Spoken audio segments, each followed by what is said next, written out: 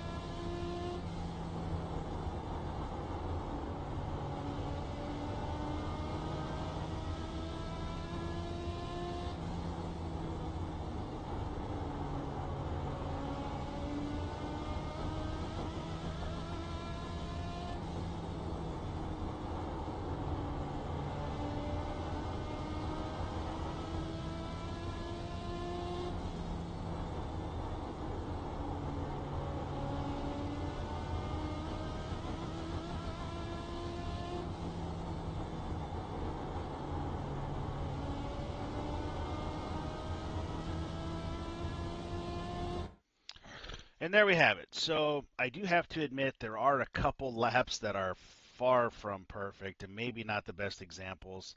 Um, it is easy to overdrive these corners. Um, I typically like to let out at the start finish line, and then on the back there's a red word. I can't think of it off the top of my head, but when you pass that red word, you start your turn in. But either way, we'll go back here to our first lap. Okay, so when we cross the start finish line, looks like we're about 90, 91 miles an hour. And like I said, when we come across that start finish line, this is where you need to decide how far you're going to drive in. Typically, with a good setup, um, very little to no braking is needed at South Boston unless it's, I don't know, let's say 50 or 60, 70 plus laps and you don't have a change of tires, you'll probably have to use some brake. But again, if you have a good setup, you should just be able to kind of measure and make up for your uh, over driving or whatnot with the pedals. So this is a stock iRacing setup. Forgot to mention that. Okay, so we need to have our cut in somewhere in between these two um, hash lines. So we just crossed the start finish line. Let it, as you can see, coming off the throttle rather quickly. And I'm going to split those two white lines with the hood. and we're going to gradually make a nice arc down to the yellow. And once we get to the yellow, we can kind of start to pick it up once we see this second yellow South Boston sign. And I try to wait until then, because if you get on it much sooner than that, you're just going to push out to the wall. So as you can see, we waited until the nose was at that second South Boston sign. So we're going to wrap this yellow line around the bottom. That yellow line is going to help you turn. However, that yellow line will also cause you to spin. So we want to use just enough of it that it helps the car turn and not spin out. So when the track starts to widen, we are at full throttle. We're going to drive out of the corner, and we're going to try to get up to the wall as quick as we can. Now you're going to see the hood bounce pretty good here. These are those bumps that I'm talking about. They're pretty gnarly, as you can see. But my wheel is somewhat straight. It's more straight than turned, I guess, is how we could say it. So you should be parallel to the wall again at the yellow South Boston sign, and we're going to ride all the way until the Strutmasters sign. And once we pass that Strutmasters sign, we're going to start our turn in. We should be just on the back side of this white line, and we're going to let off the throttle completely. So there we go. Just on the back side of that white line, completely off the throttle. Again, a nice gradual arc down to the yellow. We're going to ride that yellow, using as much of it as we need to help the car rotate. Now, we're going to start getting back on the throttle. I'm going to say that for an easier reference point, the start of the grandstand. And again, I get a little overzealous. I've had a lot of practice before making this video, so if you can kind of wait until here to start getting on it and just gradually getting into it. No point in this track are you going to go from 0 to flat foot. See, I'm just kind of holding it until I can drive out of the corner. So here we are. The track starts to widen, as I call it. We're going to continue to throttle up. And by about the time we get to NASCAR, we should be about full throttle.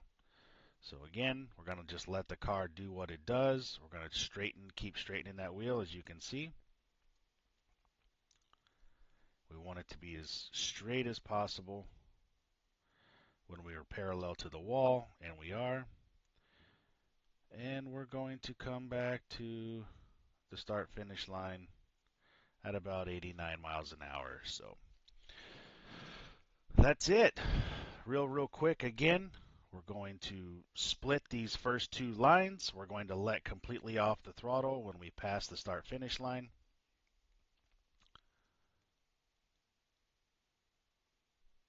Nice gradual turn down to the yellow.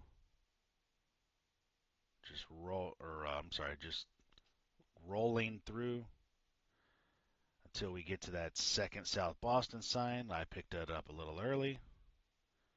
And we're just going to kind of gradually get back into it until the track widens right here. You can tell where there's like, it seems like there's almost like two turns in each turn, if that makes sense. So when you see like the line thicken and it starts to come down towards the wall, I guess, that's where I call it, where it widens. And then there you should just get on it, drive out of the corner. If you're pushing to the wall, you've got on the gas way too soon. So we're going to kind of let the car do what it does, get in the habit of straightening the wheel as much as possible to get through those nasty bumps, as you can see. And again, we're parallel to South Boston. I could have been a little closer here, but this track, like again, is simplistic as it is very difficult with those bumps. So We just passed Strutmaster. We're going to let off the throttle. We're going to be on the back side of this white line. Gradual turn down. Let the car roll. Use the yellow line at the bottom in the corners to help rotate.